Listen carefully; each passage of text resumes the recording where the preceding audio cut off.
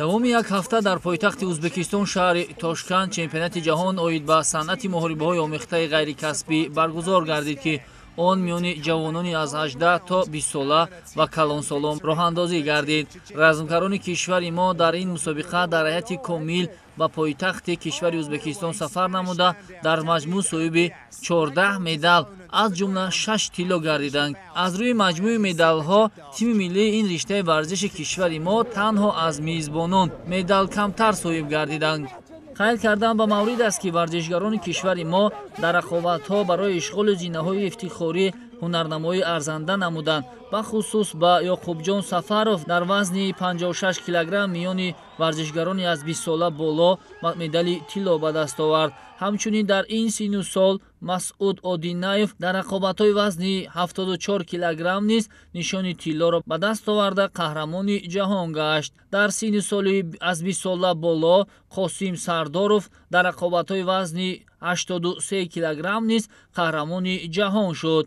ҳамзамон Саялӣ Камолов дар рақобатҳои вазни 52 килограмм миёни варзишгарони аз 18 то 20 сола низ қаҳрамони ҷаҳон гашт.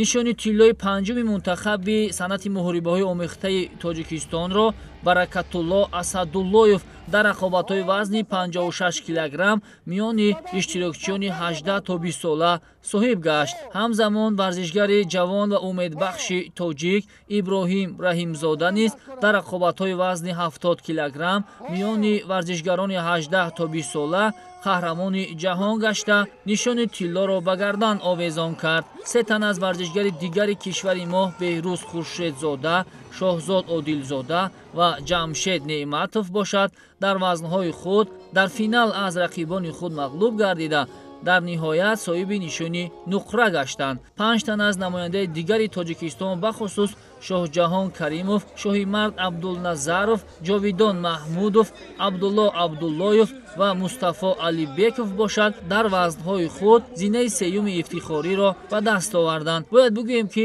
Федератсияи санъати муҳорибаҳои омехтаи Тоҷикистон, ки бо номи Таҷмаф маъруф аст, аз умраи ҷавонтарин федератсияҳо дар миёни иштирокчиёни чемпионати ҷаҳон маҳсуб мерафт. аммо бо вуҷуди ин натиҷаҳои нишондодаи варзишгарони тоҷик гувоҳи он аст, ки федератсия ва мураббиён барои ба даст овардани натиҷаҳои арзанда зиёд кор мекунанд ва истеъдодҳои зиёдеро аз тамоми манотиқи кишвар ба ҳам овардаанд, ки имрӯз 6 маротиба суруди миллии ҷумҳурии Тоҷикистон ва парчами кишвари азизамон дар арсаи байналмилалӣ парафшон гашт, ки ин гувоҳи он аст, ки ҷавонон ва наврасони кишвар ба варзиш бахусус ба намудҳои размӣ бештар таваҷҷӯҳ зоҳир менамоянд. аз рӯи натиҷаи умумӣ мунтахаби Тоҷикистон танҳо аз Ӯзбекистон ақиб монд. қайд кардан ба маврид аст, ки дар синни соли 18 то 20 сола ё худ ҷавонон мунтахаби Тоҷикистон аз рӯи маҷмӯи медалҳо зинаи аввалро дар чемпионати ҷаҳон ишғол кард. бархе аз варзишгарони кишвари мо ҳатто дар ин мусобиқа унвони қаҳрамонии худро дигарбора ҳимоя намуданд, ки чунин дастоварди арзанда боиси ифтихор ва сарфарозии ҳар як тоҷику тоҷикистонӣ хоҳад буд.